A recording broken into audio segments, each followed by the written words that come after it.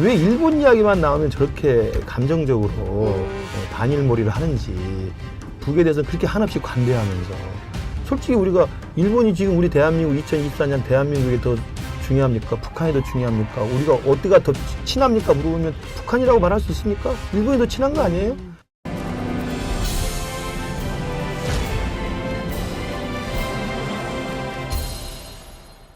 요거 얘기 잠깐 해볼게요. 그 광복절 아, 논란. 예. 그 올해만큼 광복절 가지고 이렇게 논란이 뜨거웠던 적이 없는 것 같은데, 대통령 광복절 축사에서 일본 언급 안 했던 것 같고 야당이 엄청 이제 공격을 했단 말이에요. 네, 비판도 네, 네. 하고. 그런데 이제 이거 가지고 김태호 안보실장이, 제1안보실장이 중요한 건 일본의 마음이. 안보실장이 아니고 안보실 차장이. 이제 아예 실장이라고. 큰일 날 뻔했네요. 아니 그렇지 않아도 김태호 1차장이 오늘 뭐 조간에 나와서 나 실세 아니다. 나 열심히 하는 맞아요. 것뿐이다라고 말씀을 하셨는데 제가 큰일 날 뻔했네요. 국가안보실 제1차장입니다. 예, 1차장 발언이 역시 교수님이라서 또 이렇게 팩트 정확하게 짚어주시네요. 네, 중요한 건 이제 일본의 마음이다 이렇게 말씀을 하셨는데 그 말에는 좀 동의하세요? 그러니까 그 맥락, 네. 컨텍스트를 보면 무슨 말 하고 싶은지 이해는 가요. 취지는. 네, 이해는 가고 또 그 뒤로도 대통령실의 해명이나 뭐 이야기를 보면 네. 아니 사과하기 싫다는 놈 억지해서 뭐 할 거냐. 중요한 건 그들이 마음속으로 우러나서 사과하게끔 우리가 앞서가면 된다. 뭐 이런 네, 이야기잖아요. 그쵸. 뭐 맞다고 보는데 국민들은 그렇지 않습니다. 또 표현이 하필 또 중요한 건 일본의 마음이다. 그게 제일 먼저 떠오르는 게 중꺾마잖아요. 그러니까요. 중꺾마라는 건 그게 전혀 그런 뜻이 아니잖아요.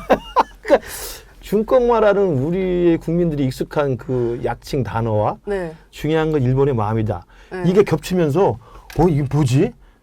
그러니까. 이게 되는 거예요. 그러니까, 바로 조국혁신당에서 논평 그걸로 냈더라고요. 그러니까 역시 그 단어 하나하나가 굉장히 소중하게 조심해야 된다. 그런 생각이 들고. 네. 그러나 어찌됐든 지금 윤석열 정부 들어와서는 네. 한일 관계는 미래지향적으로 가기 위해서 우리가 상당히 이른바 저는 이제 항상 그렇게 표현합니다만 선공후득이라고 이야기하거든요.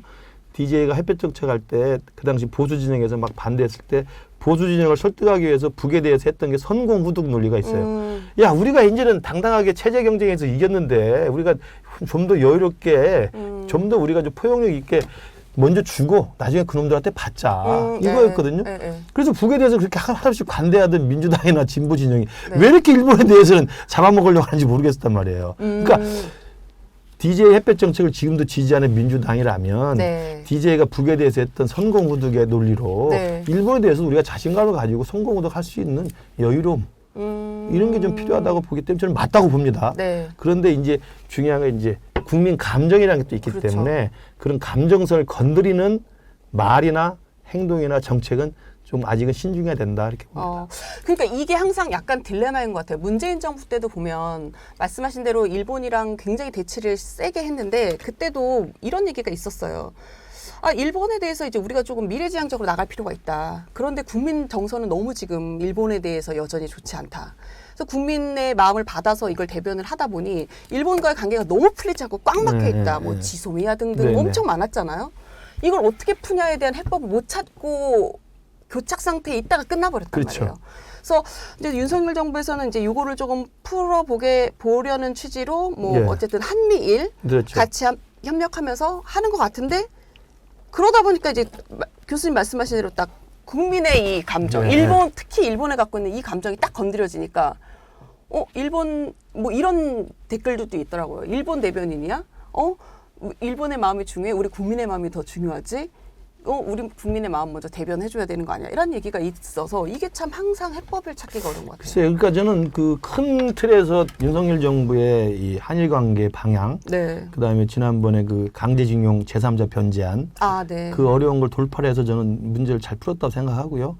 그다음에 한미일 협력의 필요성, 뭐 이런 것도 저는 옳은 방향이라고 해서 외교안보에서는 저는 점수를 주고 싶어요. 근데 이제 이번에 이제 이게 더 좀 발화가 심하게 된 게 그 독립기념관장 문제가 맞아요. 터져 나왔고 인선. 그걸로 관련해서 광복절 국가기념식 행사가 쪼개져졌고 그 과정에서 안보실 1차장 이야기가 중국과 비슷하게 나오니까. 맞아. 그래서 눈덩이 예, 돌리듯이 이게 지금 막. 계속 커진 거거든요. 근데 저는 개별적으로 다 조금 저는 우선 민주당이 저는 문제가 있다고 생각해. 왜 일본 이야기만 나오면 저렇게 감정적으로 반일몰이를 하는지.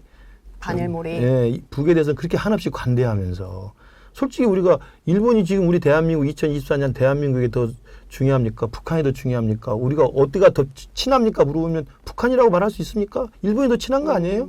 근데 일본에 대해서 주는 잣대와 북한에 대해 주는 잣대가 저는 진보 진영이나 민주당은 항상 다르다고 생각해요. 저는 그런 면에서 좀 민주당이 좀 정신을 차렸으면 좋겠고, 네. 그 다음에 우리도 이번에 이제 김영석 관장 문제도 그렇고 이제 네. 이른바 뉴라이트 논쟁이 생긴 건데. 네. 뉴라이트도 저는 지금 모르겠어요. 저는 그 뭐 한국학중앙연구원장 국사편찬위원장 다 이제 뭐 뉴라이트로 뭐 알바케 했다고 그러는데 저는 그렇다고 생각하지는 않고 네. 그러나 만에 하나라도 뉴라이트 성향을 가지고 정말 일제 강점 기간을 정당화하거나 네. 또 식민지 기간 근대화가 이루어졌다거나 이런 국민 감정을 자극하는 그런 말도 안 되는 주장을 하는 인사라면 그분이 어떤 아무리 좋은 사람이라 하더라도 우리 윤석열 정부 기간 동안만큼은 정부 기관의 기관장을 시키면 안 된다고 생각합니다. 특히 독립기념관장은 시키면 안 된다. 저는 모르겠어요. 그분이 뉴라이트는 아니에요. 예, 그러니까 김영석 이 분을 빼고 예. 낳고 봤을 때 나머지는 오히려 한국학중앙연구원장은 뉴라이트 확실합니다. 본인도 확신범이에요. 네. 뭐 그러면 그때 민주당이 문제 제기를 하든가. 그때는 나몰라라고 가만히 있다가 이종철 회장이 듣수시니까 이거 가지고 숟가락 얹는 거 아니에요. 저는 민주당 행태도 너무나 꼴보기라고 생각해요. 더 놀라야 되는 사람은 김낙년 한국학중앙연구원장입니다. 네. 이사장인가 연구원장이죠. 그분은 사실은 낙성대 경제연구소장 하면서 그 이용훈 교수랑 그 책을 공절하면서 이미 그 주장을 지금도 하고 있어요. 그럼 그걸 시비로 삼아야죠. 김영석 관장은 사실은 뉴라이트라고 뉴라이트 쪽에서도 인정을 안 해요. 그런 분을 무슨 뉴라이트 낙인 찍어가지고 뭐가 이렇게 일을 키웁니까? 그럼 지금 이 김영석 독립기념관장 문제는 어떻게 풀어야 될까요? 그냥 이대로 그냥 가야 되는 건가요? 저 개인적으로 이제 일종의 지식인 관점에서 이야기하면 네. 이럴 때 정치적 그 해법이 필요한 건데 네.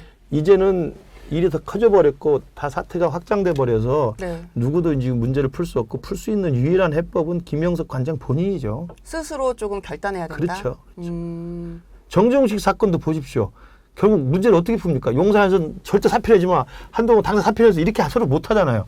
그럼 알아서 정치라는 건 알아서 스스로 출구를 만들어 주는 게 그게 정치적 해법이죠. 정정식 정책위장은 스스로 출구를 마련하지는 않지 않았나요? 그럼 스스로 사표 썼잖아요. 지금 김영석 관장이 비자발적 사표잖아요. 아니 지금 김영석 관장이 사표 쓴다고 이게 스스로 쓴 겁니까? 비자발적이지만 본인이 스스로 사표를 쓰는 방식으로. 네. 아니 우리가 국무위원들 후보자 장관 후보자 할 때 그쵸, 우리 청문회 할 인청할 때 때. 그래 그거 할 때 네. 사표 자기가 스스로 처리하지 그걸 뭐 그렇죠. 다 알잖아요. 그렇죠. 스스로 처리하겠습니다. 그래. 전 정권에 부담을 주지 않기 위해서 그렇습니다. 처리하겠습니다. 하지만 사실은 뭐 그렇죠. 네, 그 그게 말씀. 자기를 인맥해준 사람에 대한 예의다. 예의기도 하고 네. 자기가 몸담고 있는 기관에 대한 예의기도 하고 또 여당에 대해서 부담을 풀어주기도 하고 민주당에 대해서도 한번 스스로 돌이켜볼 기회도 주기도 하고 이러는 거죠. 그래도 좀 이 여야가 협치할 수 있고 그럼요. 너무 대치하지 않는 물꼬를 좀 터줘야 된다. 근데 이제 우리 한국 정치가 워낙 지금은 강대강이 붙어가지고 우리 같은 일종의 지식인이 틈이 없어서 아, 일종의 지식인 요거 약간 예. 마약 같아요. 그렇다니까요. 그게 되게 이렇게 쏙쏙 들어오는 예. 것 같아요. 일종의 지식이 두 가지 의미가 있어요. 2종, 3종보다 1종이니까 내가 인류라는 이야기고 아, 그래요? 아니, 농담이고요. 근데 지식인은 지식인인데 정치를 하기 때문에 네. 너무 이렇게 썩 당당한 지식인은 아니기 때문에 그렇죠. 어쨌든 난 지식인의 명예는 지키고 살고 싶다. 네. 그건 좀 자기 폄하적인 발언입니다. 약간 이른바 저희가 쓰잖아요 기사 쓸 때. 근데 그 말에 딱딱 감기는 게 일종의 이게 더 감기더라고요. 이른바 근데 이른바 지식인보다 일종의 지식인 낫죠. 딱 맞잖아요. 그래서 네. 제가 보면서 아 이거 네이밍 좋다. 엄격히로 나온 겁니다. 아 그래요? 모든 언격별에 나온 게 대박 나는 경우들이 많아요. 맞습니다. 예. 이 마지막으로 하나만 더 여쭤볼게요. 그 인선 관련돼서 예. 윤 대통령 아까 뭐 교수님 계속 말씀하셨는데 뭐 이제 인선 관련해서 외교안보 라인도 교체를 했어요. 예. 뭐 국방부 장관도 네네네. 그렇고 이제 뭐 안보실장도 그렇고. 근데 이게 다 군 출신이에요. 근데 이제 요 시점이나 이분들이 그 뭐 국방부 장관이라든가 안보실장 했던 그 기간이나 이런 걸 놓고 봤을 때 너무 짧게 했단 말이에요. 예. 1년을 채 안 했던 분들이고, 그리고 사실 이제 미국 대선이 석 달 정도 앞으로 그렇죠. 남아 있고, 요 시점에는 사실 미국이랑 되게 정교하게 예. 이 라인을 만들고 막 이래야 될 텐데 조금 부적절한 시점에 부적절하다. 그리고 이 인사들을 임명한 거에 대한 설명도 조금 흔쾌하지 않다. 이런 예. 평가들이 있어요. 여기에 대해서는 어떻게 생각하세요? 저도 좀 이례적이라고 봐요. 이례적이고, 그러니까 이런 질문에도 답변하기가 참 어려운 게 일종의 지식인이라는 게 지식인답게 하려면 좀 세게 비판을 좀 해야 되는데, 한번 해보시죠. 근데도 일종의가 붙는다는 것은 또 제가 국민의힘 소속의 당협위원장이기 때문에 또 그걸 고민하지 않을 수 없는 참 삶이 하나하나가 힘듭니다. 또 송파가 또 예, 예. 아른아른거리고. 뭐 그거야 상관은 없는데, 근데 어쨌든 이례적이고, 네. 정말 지금 시기에 꼭 이렇게 이분들로 이렇게 회전문 인사를 했어야 하나? 이런 거에 대해서는 썩 그렇게 설득이 되는 설명은 아닌 것 같아요. 그래서 저는 만에 하나 네. 정말 지금의 엄중한 대한민국 안보 상황 속에서 네. 정말 이 국면에 꼭 이 사람을 바꿔서 이 어떤 방향을 좀 재조정해야 되겠다 이런 생각이 들어서 하신 거라면 다행이지만 네. 그렇지 않고 만약에 다른 변수가 개입이 돼서 했다고 한다면 네.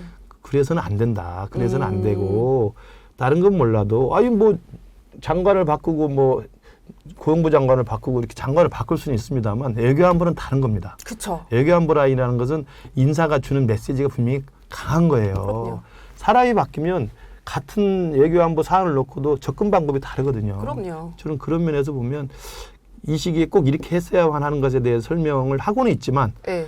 그렇게 썩 납득되지 않는 측면이 있기 때문에 저는 그렇게 믿고 싶지 않지만 만약에 다른 요인 때문에 이게 한 거라고 한다면 네. 다시는 그러시지 않았으면 좋겠다 이런 생각을 들어요. 그리고 질문으로 예. 이철우 지사가 윤 대통령 중도 지향성이 이른 거 아닌가라는 인터뷰가 있다. 뭐 저 이건 못 봐갖고. 네, 새로 나왔는데. 네, 기사 이거에 모양이. 대한 의견은 어떠시냐 이런 질문도 있네요. 이철우 지사가 윤 대통령 중도 지향성을 좀 잃은 거 아닌가? 이철우 교수일 겁니다. 이철우 교수. 예, 예.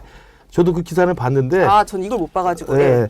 그러니까 그 초등학교 동창, 대학 동창 아닙니까? 네네. 이종찬 광복회장 아들. 네네네. 저도 개인적으로 잘 아시는 분인데 그렇게 좀 인터뷰를 하셨더라고요. 그래서 뭐 이철우 지사가 이철우 교수가 네. 당선되고 나서 패북 딱 하고 나서 5년 뒤에 보자 그걸로 끝냈거든요. 말 한마디도 안 네네. 했어요. 근데 저도 개인적으로 가끔씩 만나 뵙습니다. 식사도 하고 그래요? 그러는데 하고 싶은 말씀이 많았지만 그동안 안 했어요. 근데 아버지 예. 논란이 있은 이후에 조금 이제 다시 한번 발언하시는 것 발언을 같아요. 하시더라고요. 예. 법대 그러니까 교수 하시면서. 그렇게 이철우 교수도 아마 일종의 지식인으로서 이제 고민이 좀 있을 거예요. 이제 좀 발언을 좀 하시는 것 같아요. 그러니까 발언을 좀 연대 교수 예. 하시는 거잖아요. 지금 법학대학원. 예. 근데 이제 그때 한참 아무 말씀 안 하시더니 딱 아버지 건이 계속 터지니까 한번 말씀하시고 그렇지. 입장을 내야 된다. 예. 독립기념관장 관련해서도라고 말씀을 좀 하시더라고요. 근데 거기서 중도를 잃었다는 이야기는 참 뼈아픈 대목이죠. 그게 이제 이른바 대선 승리연합의 그 훼손이잖아요. 네. 그러니까 0.73%포인트 차로 이겼단 말이에요. 겨우겨우. 네. 사실은. 이재명이라는 우리가 볼 때 취약한 후보한테도 겨우겨우 이겼다는 것은 그만큼 힘들게 이겼다는 거예요. 그것도 표를 긁어 다 모아서. 국민의힘 입장에서 봤을 때 이재명 대표가 취약한 후보였나요? 취약한 후보죠. 긁어 모아서 이렇게 했는데 네. 그게 다 이제 이 대선 승리 연합이라는 그 콜리션이 다 깨졌지 않습니까? 이준석 나갔고 천하람 나갔고 김근식 떨어지고 이렇게 된 거잖아요. 예. 그러니까 그다음에 김종인 나갔고 그렇잖아요. 그러니까 겨우겨우 긁어 모아 겨우 이겼는데 네. 대통령이 되신 이후에는 그걸 그 대선 승리 연합을 복원하는 게 아니라 자꾸 뺄셈을 했던 것으로 보이기 때문에 네. 그래서 그 대표적인 게 이제 결국 이준석 파동하고 이제 김기현 대표 체제죠. 그렇기 때문에 이걸 총선에서 이제 이렇게 참패를 당하고 이제 다시 우리 당은 정신 차려 보자고 이제 한동훈 대표를 구원투수로 비대위원장이 있는데 지금 이제 정식 선발 투수로 올라온 거죠. 그렇죠. 2년짜리 하는 거니까. 그렇죠. 그러면서 이제 한번 다시 대선 승리 연합을 복구하는 게 한동훈 대표의 가장 큰 과제였고 그게 이제 한동훈 대표가 매일 이야기하는 중수청 정당이에요. 중도권 수도권 네. 그다음에 청년 마음을 가져오지 않으면 뭐 100% 진다. 네, 그래서 외연 확장 계속 그럼요. 말씀하시잖아요. 예, 예. 대통령께 우리가 뭐 중도를 잃었다는 이야기는 뭐 다 아는 이야기니까. 알겠습니다.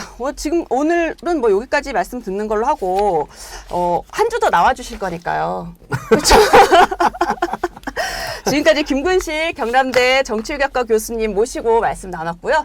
저희 다음 주 또 뵐 수 있어요, 여러분. 지금 되게 채팅창에 막 질문 막 올려주시는데요. 다음 주 이 시간에 또 오시면 여러 질문 해주시고 답변 들을 수 있습니다. 저희는 다음 주에 뵙겠습니다. 감사합니다. 이렇게 섭외를 하는군요.